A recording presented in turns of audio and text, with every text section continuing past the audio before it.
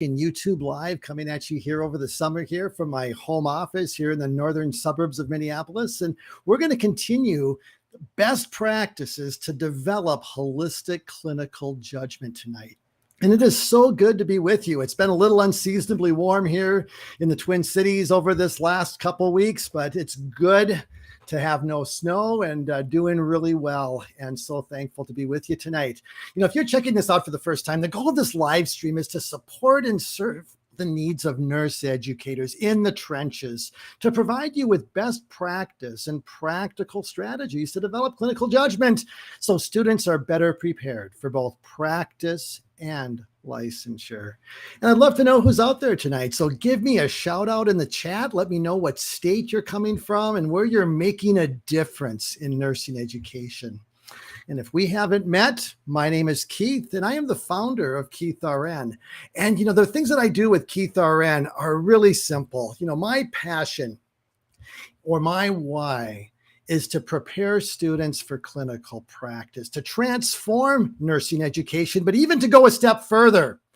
Let's reform nursing education. Let's have a reformation in how we teach our students. And even when what I'm referring to reformation is the culture of nursing education that has been focused all too long on NCLEX success.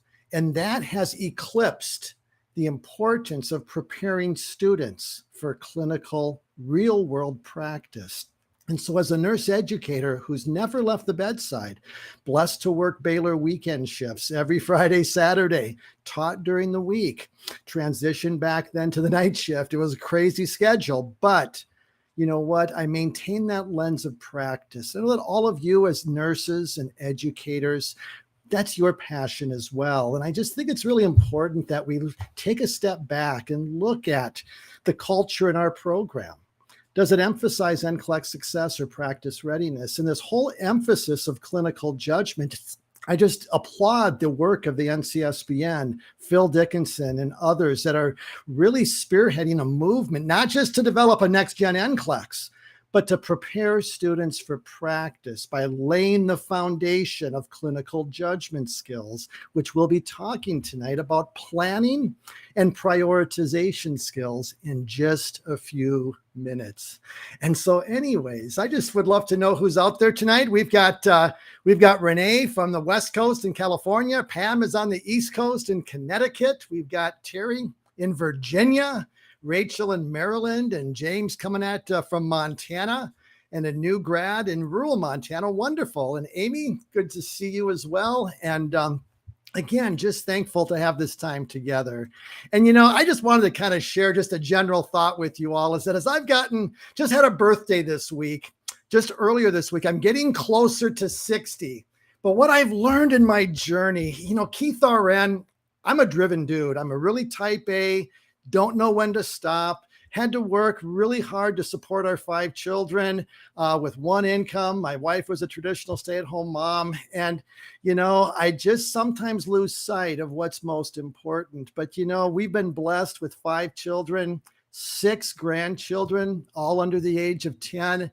And so when we had a birthday celebration, it kind of reflected, and it just made me think, what matters most as we look at your life? And, you know, we sometimes lose sight of the reality of what's most important, the priorities of life and those relationships that we have with others. And for my grandchildren, I've got Kason there on the left and Jackson, who's 3.5 on the right, and got a little Xanderman who's in the back there with the stroller, just looking on. And, you know, just want you to know that as you step back and look at your life journey in nursing education, it's sometimes all too easy to put the emphasis on what we do as our true identity. But, you know, our true identity isn't what we do. It's who we are and whose we are.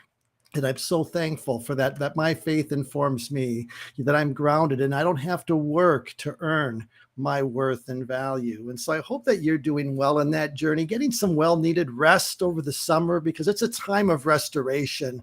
You know, the pandemic has really kicked many of us, you know, harder than we realize. We've been traumatized by the pandemic. We just keep going and we keep going and we keep going. But we were traumatized as educators and in our culture, in our country over 2 years ago. And we need to recognize that and really use the time that we have to restore our tanks, restore margin, reflect on what's most important, those relationships, and stay focused and stay true north. What we do as nurse educators, what I do with Keith RN, I'm passionate to bring about the needed change. And I just always need to remind myself that it's those relationships, my wife, children, grandchildren, and others, and that I have been given.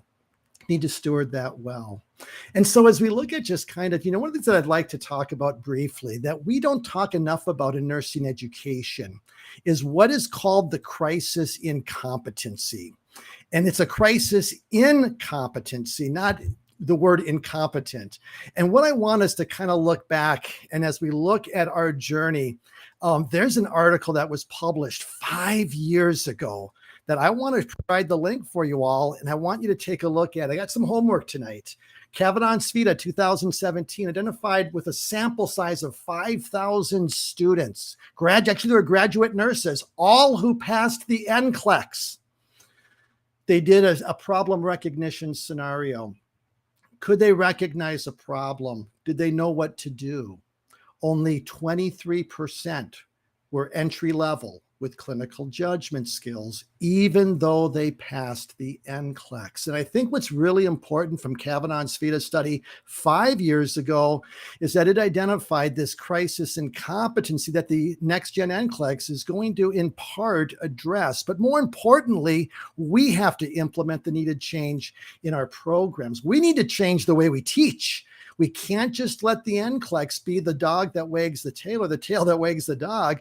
We've got to do some things differently. And, a recent study, a follow-up study just came out 1 year ago. This is an online article. All of you need to download this and read this. It talks about, it's a follow-up. It's called The Crisis in Competency by Kavanaugh and another co-author, a defining moment in nursing education.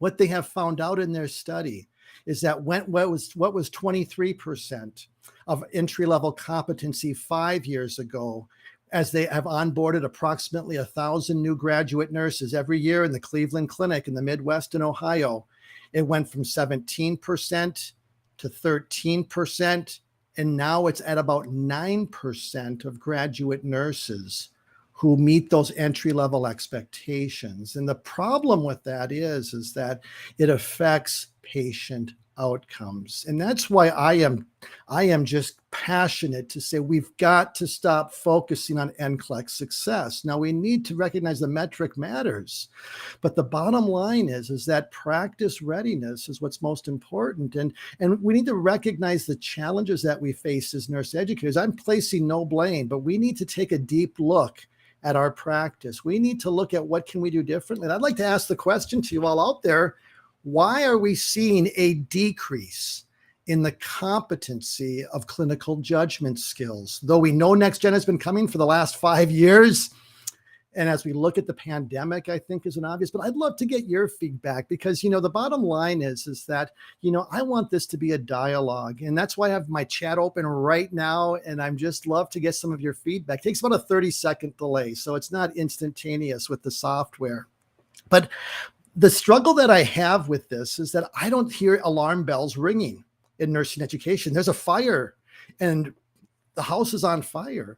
We are struggling to develop clinical judgment skills, but the conferences I've attended as a vendor and a participant, I don't hear any talk about these studies. I don't hear about the talk of crisis in competency, the struggles that our new graduates have to develop safe patient care that ultimately can impact and even kill patients as a result of failure to rescue. And so, my passion is transforming nursing education one educator at a time. And the dozens of educators on this chat tonight, you're part of that needed change. And I just want you to know that I will be on the front lines cheering you on, providing you with the best possible resources and strategies that we're going to talk about tonight to best develop clinical judgment. And I may sound like an outlier, but you know what? I have been humbled And in the invitation by Dr. Phil Dickinson to be presenting as the educator at the virtual NextGen conference, the NCSBN National Conference in September 22nd. And, I am just humbled and thankful that Phil recognizes the importance of this emphasis as well, that I'm not alone, that the NCSBN is standing behind this message of preparing students for practice, emphasizing practice-based principles and strategies and frameworks. And so I'm going to be sharing more of that at the conference, but you get the chance to hear some deeper things I'll share tonight that I would not have the chance to do. And if you're interested in checking out, if you haven't signed up for the NCSBN conference, want to learn more, there'll be others presenting as well. So I'm not the only one there. Go ahead and have that link. But I want to get some feedback. And James says, I couldn't get the 2021 article to open. If that did not open for anybody else out there, can someone please reshare that link? And Billy says this, let's talk for a moment about why is there a struggle in this competency in developing clinical judgment right now? And Billy says this, and I'm going to just feature you and put you on the screen, Billy. Because we are still teaching by lecture, we talk the talk, but don't actually implement active learning. And, Billy, this has been the impetus for my passion for the last 10 years as Keith RN, as Dr. Benner's work from educating nurses. I call for radical transformation. Dr. Benner and her co-author colleagues said exactly the same thing. We need to make that learning active, emphasizing clinical reasoning and bringing practice-based realities into our programs and to our classrooms, especially. Dr. Benner identified back 12 years ago when this first came out, and it's still relevant, I believe, today. The classroom is where we struggle the most. And so, Billy, I agree. Dr. Benner would agree with you. We need to implement active learning. And I will advocate this. Our goal is active learning every time we teach. We need to bring simulation and simulated realities. That's the case studies and other things that I've written over the years, but you can write your own. And I'll be sharing some strategies at the NextGen conference on writing your own scenarios and some wide variety of tools to do that. So, Billy, I totally agree. And agree with that principle. Let's bring another educator who said this. Terry says this, we've begun implementing these types of strategies. Interesting that our applicants are not doing well on entrance exams to our program. And, we need to recognize that our students are like wet cement. And we've got to do our part to set a tone that nursing is not about you as a student and your success. It is and it isn't. It's ultimately about the patient. It's about serving others with compassion and care and excellence. And so we need to help our students get their eyes off themselves, and regardless of what they come with, Terry. And so, they're not doing well, but we can help them and we can support our students to do better. And I love this comment because I hear this all the time, Denise. How do we get past the students complaining that they want lecture? Did you give your children everything they wanted if you're a parent? Of course not, because you know what's best for them. And, our students aren't children, and I'm not in any way denigrating students. But what I am saying is this. We must not give them what they want. We must give our students what they need to be prepared for real world clinical practice. That's life and death, high stakes, multiple patient assignments, short staffing, preparing them for the complexities of real world practice, but also to recognize that lecture will not prepare you alone for that. Now, we have to give them what's most important, but they also need to recognize that learning must be active to teach a practice-based profession, that nursing's not just a degree. It's about providing safe patient care. Active learning isn't an option. So it's really setting that expectation, Denise, that our students, that we must tell us, to get that buy-in.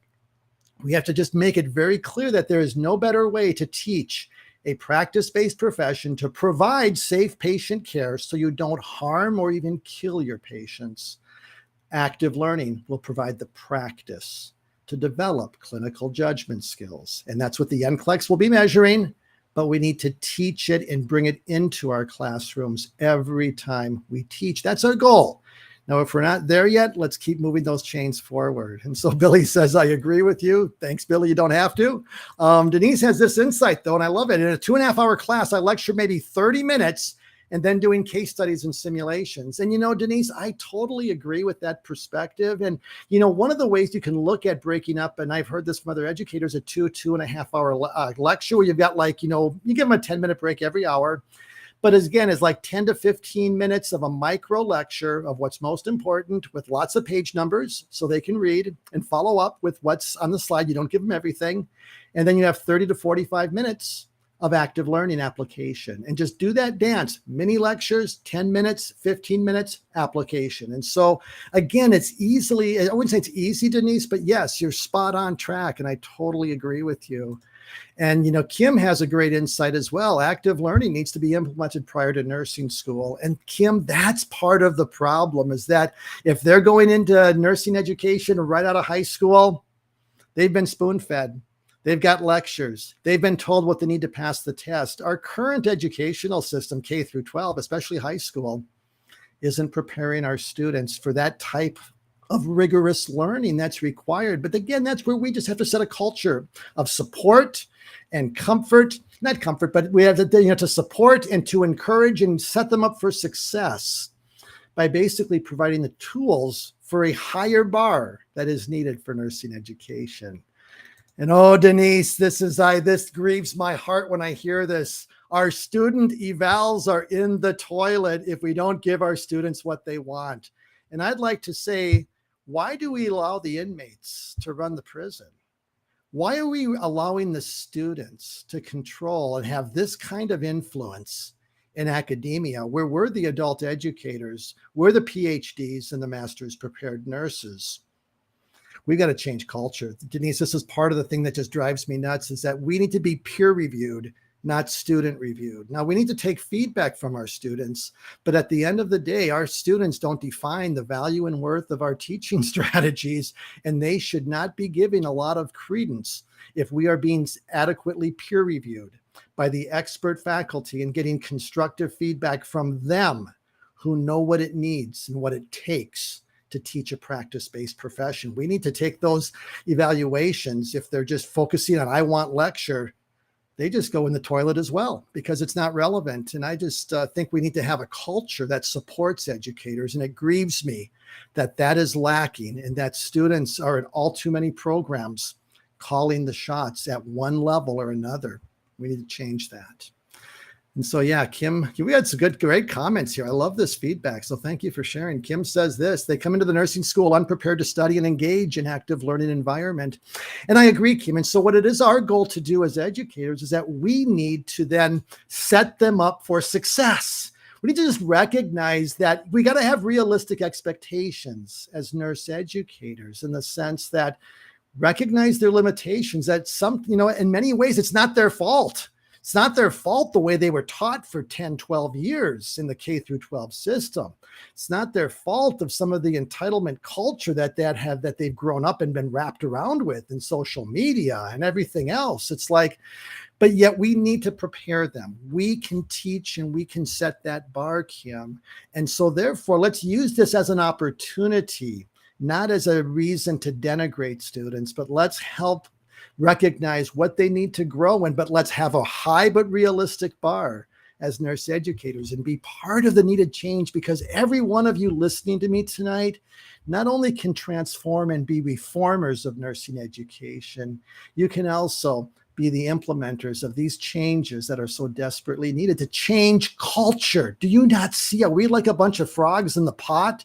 I know many of us don't even see it. And some of your colleagues are totally clueless, but they've been in the water too long. And I just want us who see it, those who see the matrix, let's be advocates. Let's be courageous. It takes a little courage for me to say the things I say, even though I'm here in my home office. It's on the internet. It doesn't go away, but I'm willing to say it because it needs to be said. And I want to be a part of this change, because I want that to be my legacy, because I'm not going to be on this earth forever. And I want to make some changes that I know all of you who are listening to me would also like to see. So thank you again for being here. And so, anyways, Dr. P says, I don't know who you are, Dr. P, but amen. We have to do what works, not what they want. And I would say this, Dr. P, we need to implement and stand on educational best practice, not what is convenient, because we don't have that option in clinical practice. We don't just have willy-nilly kind of academic freedom or nurse freedom to do what we want, scrub the hubs with alcohol because we've always done it that way. No, chlorhexidine or CHG, it's a better wipe, lower sepsis and mortality. So therefore, it's not an option. Educational best practices that Dr. Benner and so many other educators advocate, and we have in our journals of nursing literature. We got to embrace it. We got to make it happen because it is best practices, not just what works. And so thank you for sharing that. And so just looking at some of the comments that I want to highlight, because I do want to get to the topic tonight, but these are some great feedback here, and basically good.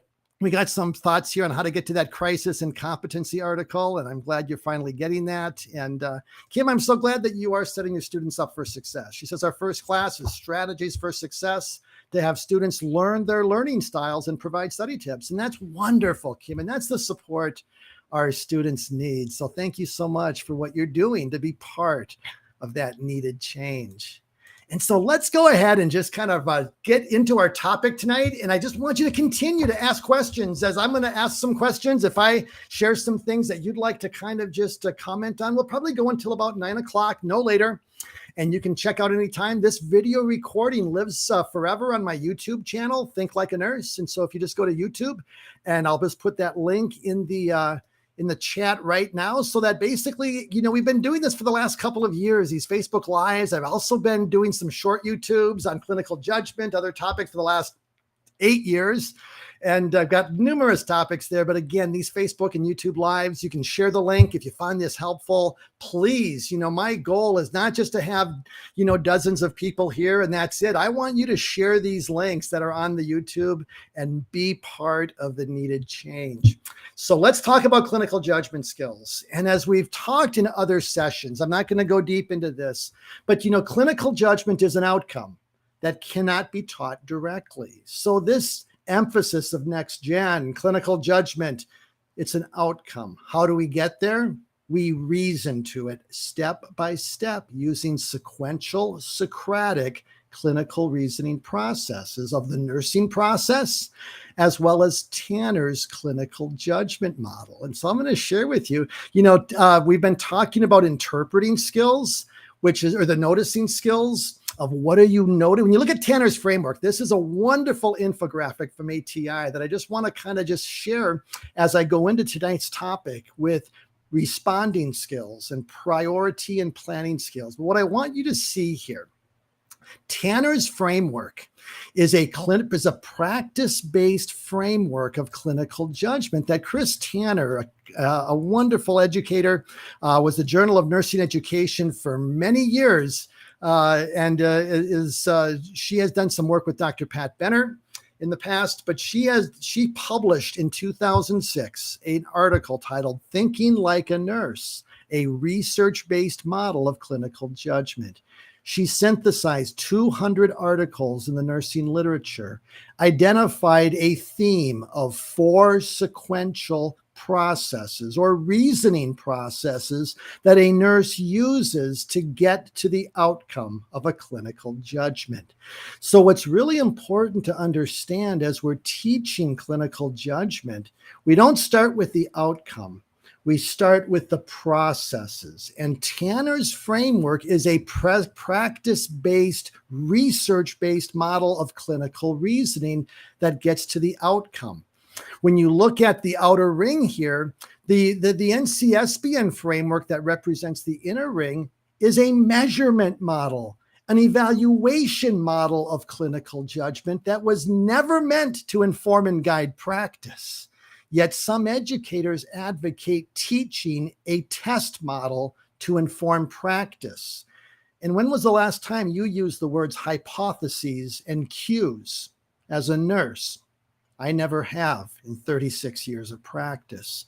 We don't teach the language. We don't even teach the NCSBN model to our students.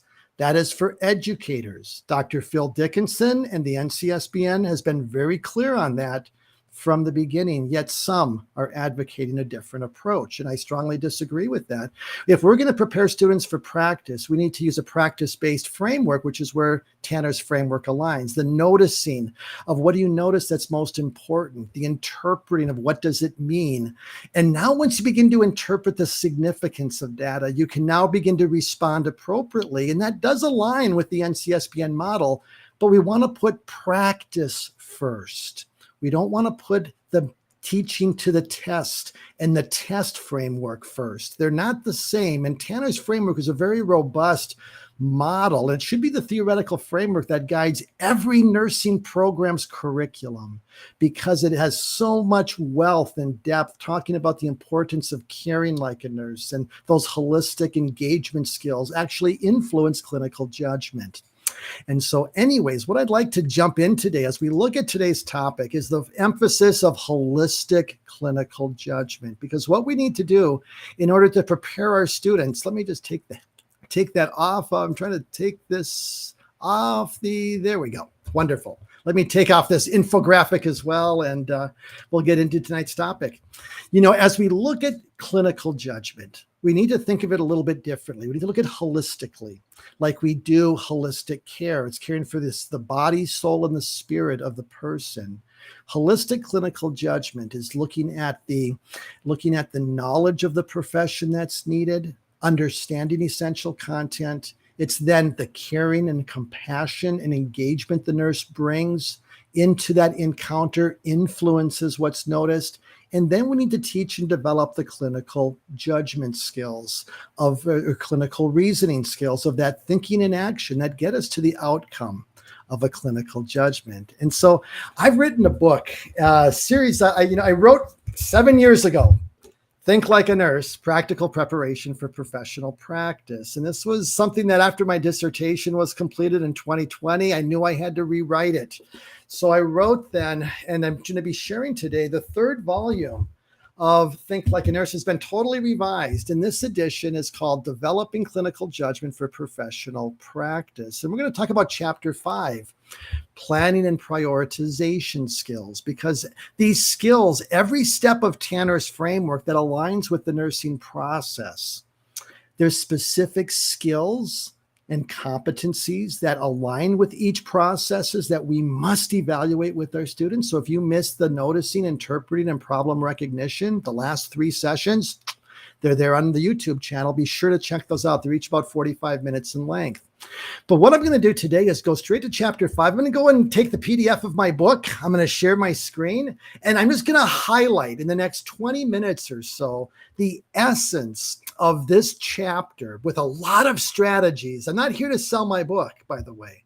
I'm here to share the strategies and principles that was written for students. And it's a resource that many programs have already chosen to adopt, but that's beyond what I'm here tonight for. I want to share with educators how you can go deeper to develop these responding skills of clinical judgment. And so let's jump in, and I'm going to share my screen, and we're going to go into tonight's topic, Chapter 5 of Developing Planning and Prioritization Skills. And what I want to kind of just highlight with this topic tonight is this. Chris Tanner, who wrote Tanner's, who is the author of Tanner's Clinical Judgment Model, had this quote to say: expert nurses enter the care of particular patients with a fundamental sense of what is good and right, and a vision for what makes exquisite care. You know, we need to know what that vision is. A nurse needs to know, what does clinical judgment and clinical reasoning skills look like that is needed to provide safe patient care. And I think it's really important to recognize, as this table illustrates, that we as educators can help our students, and by identifying specific clinical reasoning outcomes that are the end result of when a nurse successfully reasons using each outcome. And so in this table, when I talk about the noticing outcome, collecting, then recognizing what's most important of clinical data, you can measure that. You can actually, in your clinical paperwork, as you engage with your students, you can tell, are they able to recognize and collect what's most important from the medical record? And again, these are outcomes we must evaluate. I love what the ACEN Essentials is doing. They call them competencies. They've got clinical judgment competencies that we're going to have to incorporate into our baccalaureate programs. This is the way you do it, with Tanner's framework and specific competencies or outcomes that align with each process. And you can see the other ones there. But tonight I'm talking about planning and implementation of nursing process that aligns with responding of Tanner's framework. And the outcome of this process is to determine, can your students consistently determine the nursing priority and implement the plan of care? And I'm going to tell you a caveat. This is where we in nursing education have gotten it wrong for way too many years. We've been kind of going back, we've been using NANDA, 3-part nursing diagnostic statements that are disconnected from how a nurse thinks in real world practice for the last almost 40 years. Care planning is just an academic exercise in too many programs. They're 10 pages long, or maybe not that long, but they're a burden. They don't reflect how a nurse in practice thinks. And so we need to remember that the nursing priority, it does not need to be NANDA. It can be NANDA when it fits, but there's only a handful of nursing diagnoses that I ever used in practice, like acute pain, chronic pain, fluid volume deficit, etc. And then the ability to implement the plan of care. So it's the ability to prioritize. Did you know that whenever you hear the word prioritization within the NextGen language and some of the questions that align with priority setting, what does the nurse do first, etc., those are all evaluating the responding skill of clinical reasoning and implementing the plan of care with the right priorities and interventions. And so as we look at responding as our focus for tonight, this is a clinical reasoning skill. How does a nurse respond after they've successfully noticed what's most important of the clinical data?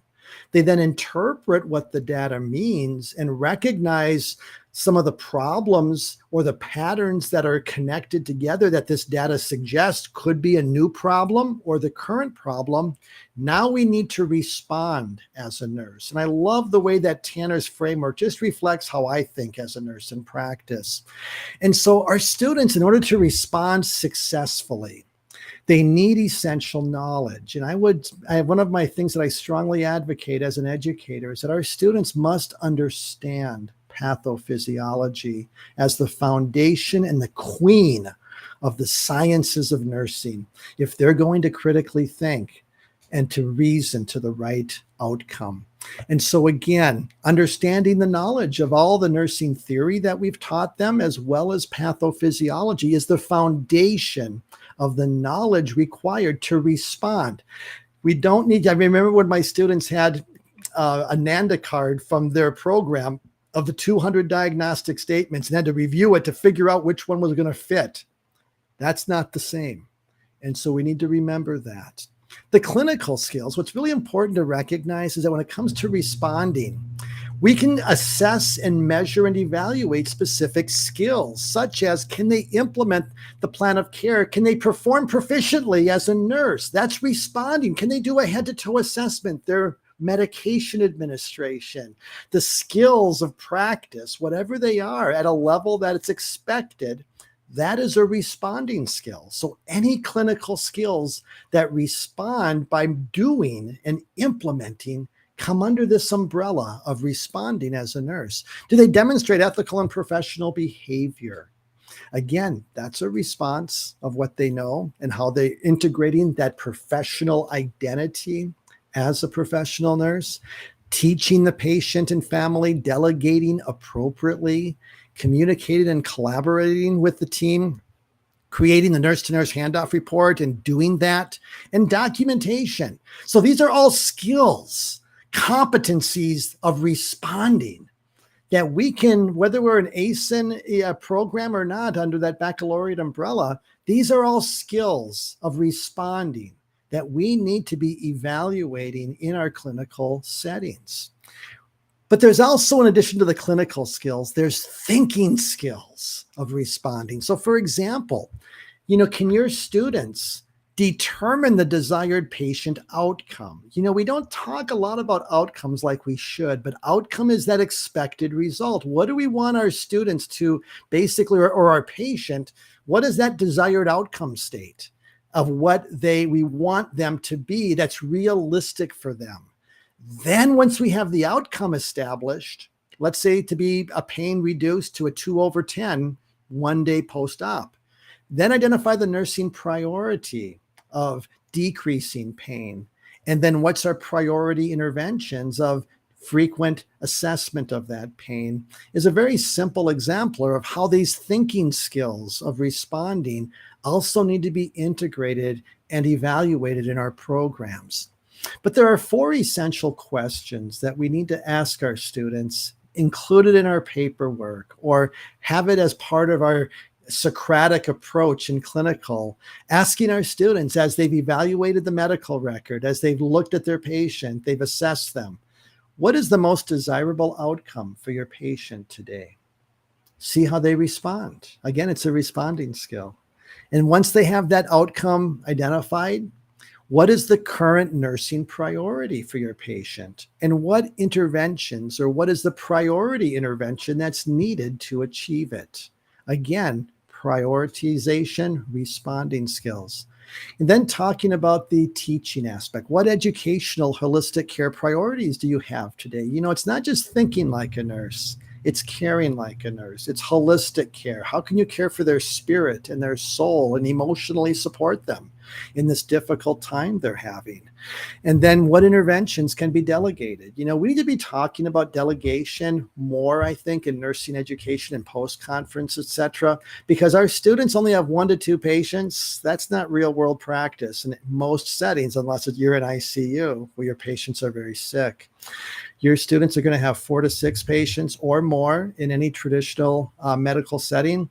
They'll have more patients than that in a transitional care unit setting, et cetera. So we need to talk about delegation and ask, what could you have delegated today that you maybe didn't as a result? And so I've already kind of talked about these things, but what I've done with my book that I really am excited about is that I have these icons. A lot of reflection. I wanted this to be a work text with wide margins that students can write in. And I asked these reflection questions, not at the very end, but throughout the text. And in this case, what nursing skills are you most comfortable performing? Which skills are still a struggle? And what will you do to strengthen the skills you struggle with? I want students to pause and think about, how are they doing in this area? What do they need to do better? What could they do to improve? And so I have these reflections throughout. And so I just kind of, in the book here, I just kind of highlight each of these skills that I mentioned, the importance of patient education. And I've got some aspects there. And then, just a simple, I bring in a lot of practice pearls. This is a different icon with a different emphasis of just my practice pearls from myself or my co-authors. But here it's like, start patient education with the end in mind. Keep educational needs for each patient each time you go into the room, and, do it in bite-sized pieces. Think about, what do they need to know? You don't have to sit down and have a 30-minute conversation. What can you do to just make it bite-sized, natural part of patient care that's a need or a priority for your patient? And so then again, I just have some simple bullet points as far as how to basically, implement education from the literature, as well as from my own observations and lens of practice. And then ask the students to reflect, think about your last clinical.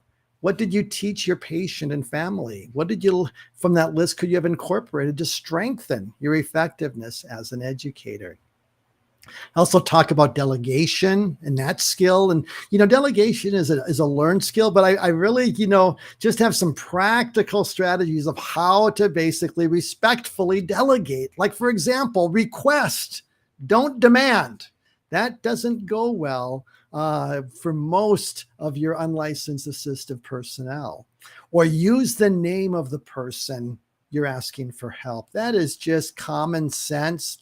I didn't see it all the time as a nurse in practice. Even though I was a float pool nurse and I worked at a lot of units and was a familiar face, a lot of educators still didn't bother to learn my name and just kind of, hey, could you help me? It's like, call me by name. It's just respectful. And again, just practical things there to just implement and do successful delegation, team-oriented.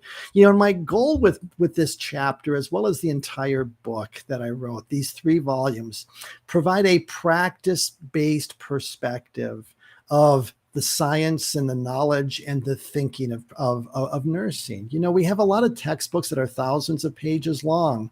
Great information, but for the most part, it's decontextualized from practice. And so I wanted to provide a resource that gave students the context to practice, which is exactly what Dr. Benner said in one of the paradigm shifts from educating nurses.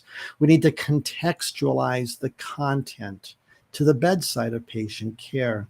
And so what I did with this book and with this chapter is just brought it down to the bedside, making it very real, very easy to understand with lots of reflection, and just kind of helping students to see how it's done in practice. For example, how to do a nurse-to-nurse handoff report. I just have a very simple strategy of just some of the things that I've learned in practice, as well as what's in the nursing literature.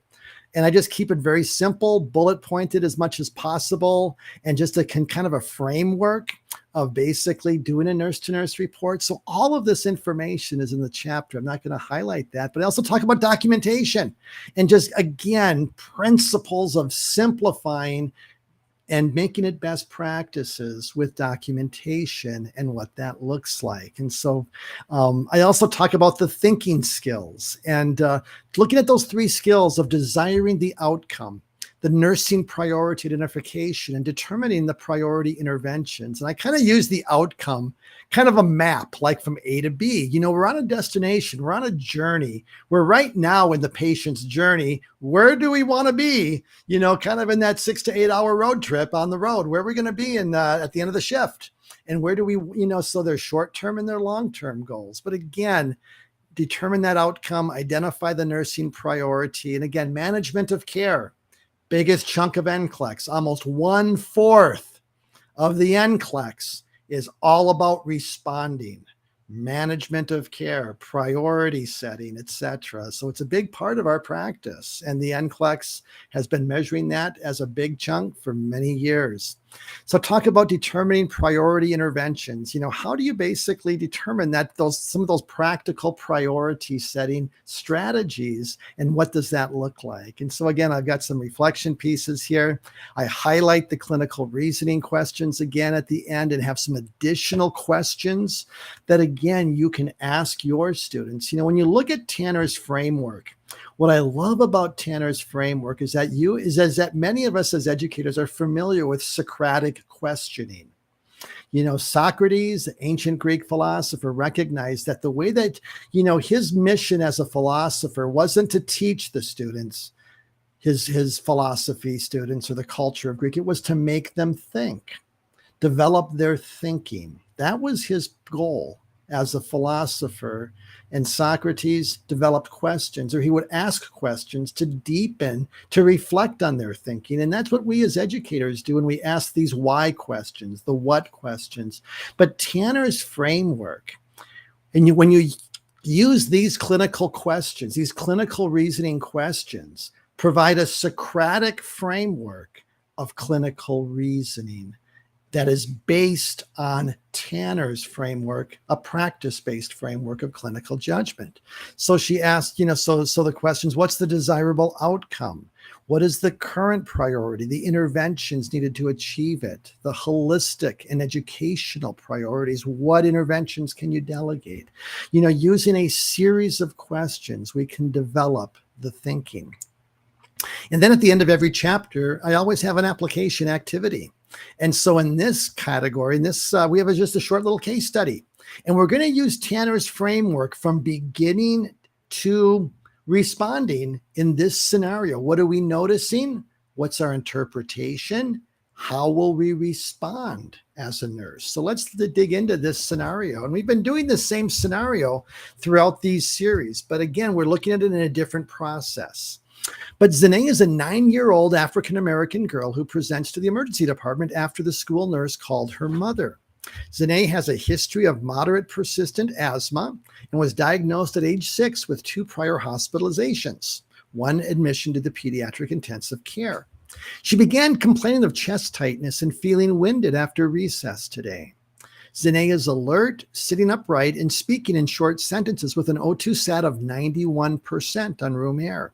She complains of increased chest tightness and uses her accessory muscles to breathe. She has coarse expiratory wheezes throughout her lung fields and decreased lung sounds at the base. She has moderate intercostal and substernal retractions and appears anxious. You've placed her on oxygen and collected the second set of vital signs.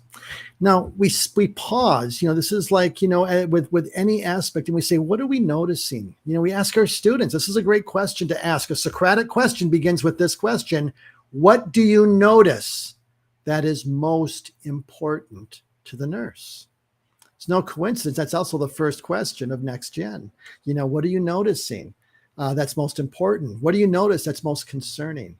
Are all different obliterations of the same process, but you do it by asking the question. And let your students see if they can apply their knowledge. We don't want to basically give them a 2-column matrix. Open-ended. Let's reflect practice in our classrooms. Let's not give them all these 2-column, 3-column matrices. Save that for the test at the end of their program. You develop the thinking using open-ended responses where they don't get multiple guesses of what it could be. You give them nothing but the question. Could they identify in this scenario? Coarse expiratory wheezes, I should notice. Intercostal retractions, yep. 91% sat, absolutely. And appearing anxious, all probably go together. And all of that is concerning and most important to the nurse. So then we begin to look at our data. We see our set of vital signs. We see our heart rate is 134 currently. Our rate is 32 a minute, 92% sat on just 2 liters of oxygen. Again, what do you notice? But then we go to Tanner's second process of interpreting or analyzing cues, if you want to use NextGen step. And we then recognize, okay, what does it mean? What do these cues mean? And then going into the lab values, her white count is only 10,000. She's not having an infection. Her other CBC looks good. Her basic metabolic, no red flags there. X-ray, she has hyperexpansion of her airways, which is expected with asthma. And now after we've noticed and we've interpreted correctly that this patient has got some really tight breath sounds, she's got some bronchoconstriction. Again, knowing your pathophysiology is going to lay a strong foundation of clinical judgment and clinical reasoning skills. And so now it's like, let's answer these questions. What is the most desirable outcome? Well, we want our O2 sat to be at least 92, preferably 95%, using as much supplemental oxygen as we need to get there is our goal. Let's improve oxygenation to that 95%. So what's our current nursing priority? May want to increase our oxygen. We may need to, to give her an albuterol neb or repeat it if we haven't already. We can talk about educational holistic care priorities. Educational, we don't want to focus on quite right this moment. She can't breathe well. No mood to teach. Maybe her family, maybe her mom, but we can explain what we're doing. That's good teaching. I did that all the time in the ER when I had a patient with an acute MI and they were having chest pain and we saw the ST elevation. I would just kind of casually and just calmly tell them what's happening, what's going on, what the next step will be. We could do the same thing here. And then holistic care, she's anxious. How could we comfort her and decrease her O2 demands? What would that look like? Get her mother involved, etc., her parents. And then looking at interventions that are needed and what interventions could you delegate? Could you delegate someone to stay with the patient or the mother? Or, is there anything there that you could delegate that would be in this scenario? And, I then always end with an action point to write in the margin what you learned that was new to you, and pause and reflect. How will you apply what you learned from this little case study or from this little chapter to improve your clinical decision making as you care for future patients? And again, write your answers in the margin of the book. And so I'm going to stop sharing, but I hope you found that chapter helpful. And again, it's my pleasure to just kind of share with you some of these insights. And I'd like to know what you thought of that, or just what questions you have as you look at responding and prioritization. How are you teaching these skills in your program? And so I would just love to get a sense as far as some of the things that that you would like to contribute to this discussion. While I'm waiting for you to respond, I'm just going to look at some of the the feedback that Denise has. She had a statement. I know it's simplistic, but I tell my students to think of the dreaded patient room whiteboards as their mini daily care plan. They have to communicate with their patients. And again, I know it's a great starting point, but again, nursing care and the plan of care, we've made it way too complicated in nursing education. We really have. And that's where we got to change culture. Let's make care planning relevant, concise, real world, no NANDA unless it fits, just like we do in practice. I mean, it's really just taking what you did in practice and really making sure that we're not disconnecting practice from real world practice. And so, and Wendy wanted to know, what book is this from? And Wendy, I'm going to share with you the link here, but this is the book that I wrote this spring called Developing Clinical Judgment for Professional Practice. It's on my website. Keith RN, think like and let me just kind of share that link with you here, since you asked that question. And you can see the other volumes that are in this series that talk about the art of nursing, holistic care in volume 1, and the knowledge of the sciences in volume 2, that all complement, but yet also can be used separately in your program. So yeah, Terry says it's Keith's book. And so there it is. I've got the link there now, so you can see that. And yep, thank you for some of the advocacy there. But what questions do you all have as you look at prioritization and responding skills? How do your students do with this skill?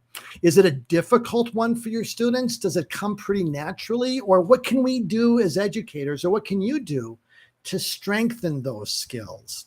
And so I'd love to get, I'll just I know there's always a little bit of a lag time here with the questions I ask, and but I'll just kind of keep going here. And Sarah says, I think you need this book. Well, you know what? I'll let you decide, but I know that it's a very helpful resource. And I also want you to know that I've got a couple other things I want to share with you. Number one is that if you choose to pull the trigger on this textbook series or any of the books, I do happen to have I have two things for you. Number one, a coupon code. If you put KeithRN10, you'll save 10% off that purchase. And I also have a curriculum map. So the first link actually is, and actually I think, I put that twice inadvertently, but the bottom line is that link there is a curriculum map for each volume and how it aligns with traditional courses in your curriculum. So really what the goal of the book is that it provides the third volume could easily be a standalone text for clinical judgment and capstone in your program, because I go into a lot of other content on transitioning to real world practice towards the later chapters that we haven't gotten to yet, but we will later this summer, as well as just providing that foundation of knowledge that provides that practice perspective. So it kind of just takes, like you're teaching pharmacology, fluids and electrolytes. Volume 2 has content that brings a practice-based perspective. It highlights, and it does do teaching and instruction, but then it aligns it with practice. And that's kind of the unique value proposition of the textbook series, that I don't think there's anything quite like it in the nurse educator marketplace, the way that I've done it and the way that I've structured it. But if you've purchased it, if you've got some feedback, let other educators know what you found helpful, because it's been on the market for a couple months now. And so I just want you to know. And Patsy says she says, Keith, you did such a great job. Thank you. And Patsy, you're very welcome. And I thank you for all that you're doing. And so one of the feedbacks here I got from Don, teaching holistic assessment for the first time this fall. your best suggestion for bringing foundational students confidence in the noticing area. My plan is incorporating hands-on work as well as case study work. And Don, that's a wonderful strategy. I want you to know that I'm always available. If you have any questions as you implement that, my email is real simple. It's just Keith. No, that's the wrong one. Here we go. Contact me here. Keith@keithrn.com. And that's true for all of you attending this tonight or watching this online. I'm available to serve your needs. I'm not, if you have a question, a challenge, email me. I'll do my best to help you if you have a concern or need to talk. And so, yeah, go for it, Don. I'm excited to see you do that. And you know, Sarah has a great question. I think is a very common struggle for us as educators. She says, replying to Wendy, I struggle with what is need to know and nice to know. Textbooks are good, but infobesity is real. And, you know, infobesity came from Kavanaugh and Svita's study in 2017, Sarah. So I didn't invent that term, but I love it. It captures the problem. But Wendy, let me just, or Sarah, let me just share one thought about that. You know, the struggle with need to know versus nice to know. Let me just share a couple of simple strategies, Sarah, that can help you with that.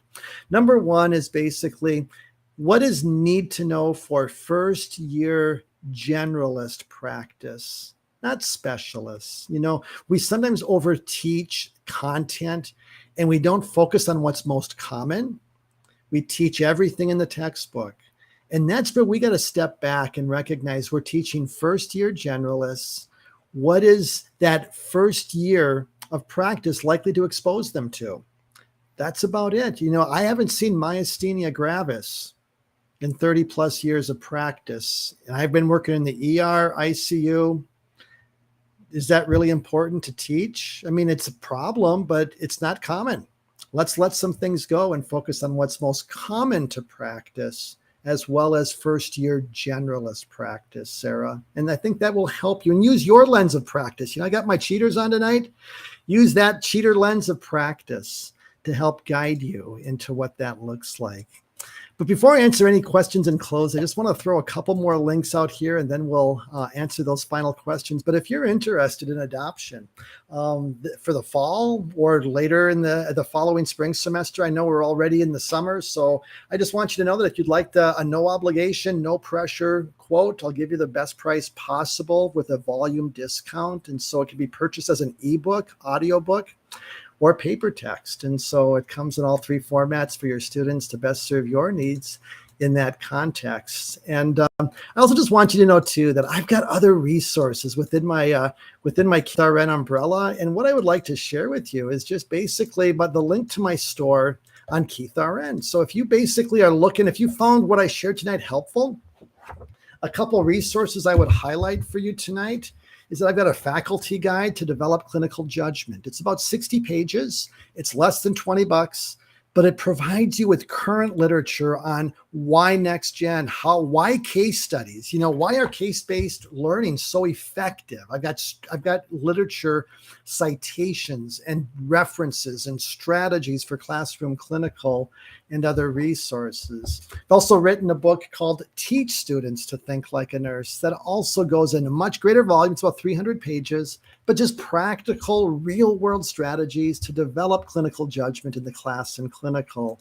In my flagship product that I've got hundreds of programs around the country using is called it's called Think Like a Nurse, and it's my all-inclusive membership that has over 110 case studies of different levels of complexity that replicate the thinking using Tanner's clinical judgment framework, open-ended questions that bring that Socratic thinking and active learning, come with an answer key.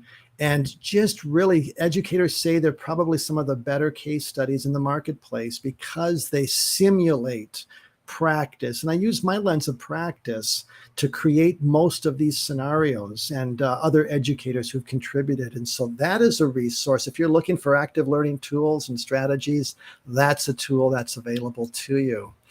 Again, if you have any questions at any time, you know, feel free to stay in touch by emailing me. And in 2 weeks from now, we'll be talking, and we're going to dig into volume 3 again. Chapter 6 is all about evaluation and reflection. And again, these follow nursing process. Tanner's framework all aligns with that, and talking about how to strengthen that reflecting and evaluation skills, not just of the patient, but also of the nurse, because the nurse must reflect on their practice. Your students need to take a critical look at how they did every clinical. That's why post-conference is probably the most valuable part of your day. And so, to really get them to reflect on how they did and what they can learn and what they could do differently. So we'll be talking about that in 2 weeks. And so I want to thank you all for joining me tonight. If there's any other questions, pop it in the chat. But I think that we're kind of winding down, and it is that 9 o'clock hour. And I just want to thank you all for spending this time with me, taking time out of your busy schedule. I hope you found this helpful, and I hope you put this together. And Kelly, I see that comment, and let me pop it up. You took the time to write it, and she says this: I'm a clinical educator at a large hospital, new to your work, currently supporting hundreds of nurses with less than a year experiencing. Wow, that is, I hope you don't have any bad dreams, Kelly, because that is a nightmare. I'm sure that, it's a challenge. It's not like, new nurses just need time to grow, just like an infant. They got to have that time and be nurtured in that. But reflecting on practice is key. And I agree, Kelly. And so encourage your students or your new nurses to reflect, but don't beat themselves up. It's so easy to go into self-denigration mode, and really help them to do it authentically, that give them grace to be human, but also to have a high bar of realizing what's at stake. And so, yeah, it is challenging and scary. And, Kelly, stay in touch. I really value all the work that we do in nursing education, but also the practice-based partners sometimes get, really need that support just as much as academic educators. And I just want you to know that I understand that world, and the resources I've developed can help you and help your new nurses. And so if you have any questions about anything that I've developed, I'm available to you. Just answer your questions or just help you address any splinters in your brain that need a little removal. So anyways, thanks so much, Kelly, for joining me tonight and making this time possible. I'll let you all go. You have a great night. We'll see you in 2 weeks, and may God bless you and get some needed rest. Take care.